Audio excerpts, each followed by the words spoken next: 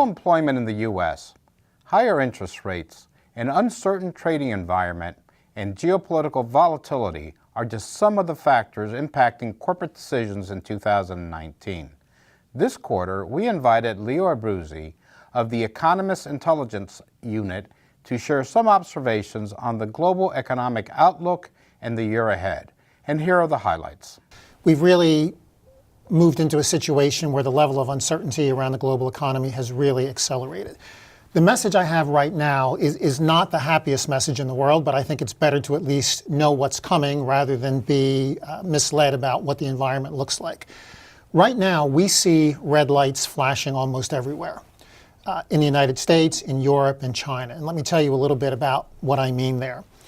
The U.S. economy has been fairly strong for the last year. You've seen profits up for most businesses, for most of your members, for most of your audience as well. But the business cycle, and there still is a business cycle, it has not been repealed. The business cycle is coming to an end. And we do think that the United States, by the end of this year, or at worst by early 2020, will be in a mild recession. Remember that a recession is 2 quarters in a row where the economy contracts.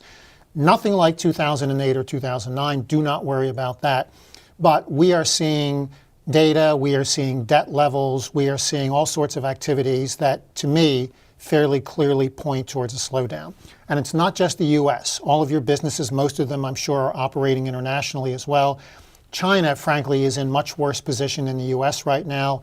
In Europe, Germany is the big economy in Europe. Germany's economy actually contracted in the 3rd quarter of last year. The emerging markets, many of them are struggling as well. So everywhere we look, we're seeing at least some flashing red lights. And that's just the economy.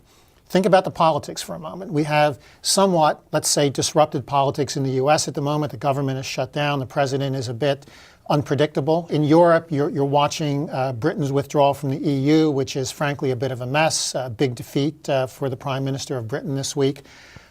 So geopolitically, and geopolitics matters because it influences confidence for businesses. And then finally, the financial conditions.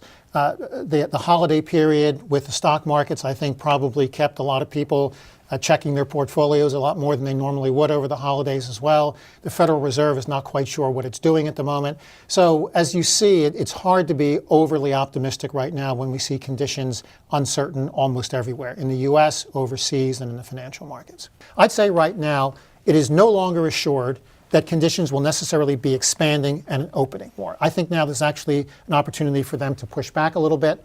I would also say as a result of that, remember, the license to operate, let's put it that way, Jose. Businesses, especially in the U.S., have more or less had a license to operate internationally because countries overseas were welcoming investment. They wanted U.S. technology. They wanted U.S. business opportunities. The license to operate is going to start receding, I would say. What that's going to mean is you better diversify the markets you're selling into. You better diversify your supply chain and your sources of supply, right, where you're getting your products from as well. I would also say, look maybe for more joint ventures, not necessarily trading into the economies, but actually buying into those economies because trading might become more difficult. And a final point, might not be a good idea to hire another public relations person because you're going to have to explain this to your investors. And I think you're going to need a more coherent external relations environment to explain to investors what you're going to be facing because the story is changing and you're going to need a better narrative than you've had in the past. And I'm going to wrap it up there.